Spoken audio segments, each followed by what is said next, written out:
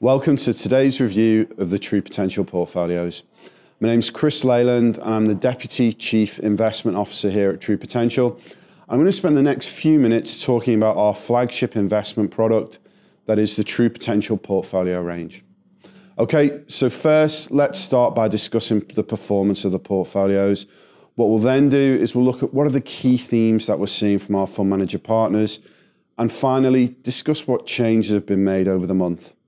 Okay, so looking at the month of October, the portfolios all produced positive returns, building on that excellent performance we've seen this year. Equity markets were the main drivers of return, with Asia and emerging markets reversing last month's poor performance. Looking over 2017, returns have been solid, with investors rewarded for taking extra risk.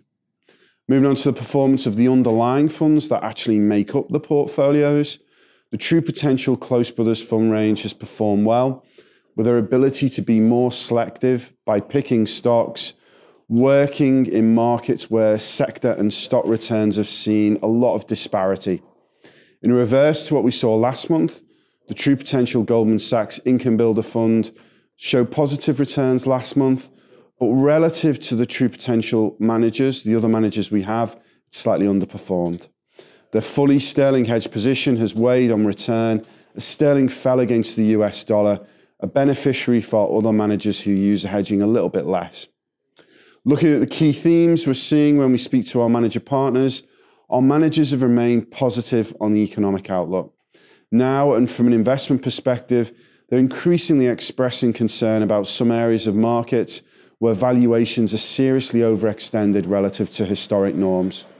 They're not so pessimistic that they believe this will derail equities, but it does set the scene for volatility to rise at some point. Value versus growth as a style continues to be a topic our managers are focusing on. Throughout the period since the credit crisis, growth stocks have significantly outperformed value stocks. We note that some of our managers, previously very bullish on economic prospects, have started to have serious doubt about valuation levels for certain growth stocks. Many of our managers feel that growth has enjoyed such an incredible run, particularly the larger notable names in the technology sector, such that they cannot see how valuations can justifiably increase further. The flip side to this is that we still have managers favouring growth companies in a variety of industries, believing that the growth rally is not yet over for stocks on more reasonable valuations. Looking at the changes that we've made over the month, our baseline portfolios are unchanged, with the optimization factors continuing to be paramount in our decision making. Moving on to the plus portfolios, for Balance Plus, we've reduced the position in the True Potential 7IM Aggressive Fund and increased the position towards the True Potential UBS Aggressive Fund. This has brought the portfolio style-wise more into line with both Cautious Plus and Growth Plus. Over the year, the True Potential UBS Aggressive Fund has benefited from its currency exposure, and should sterling appreciate, UBS could well be better positioned. The income portfolios remain unchanged, again focusing on the optimization factors, particularly income, where the True Potential Cautious Income yield has slightly risen. As we move through the market cycle, the need for diversification becomes more prevalent.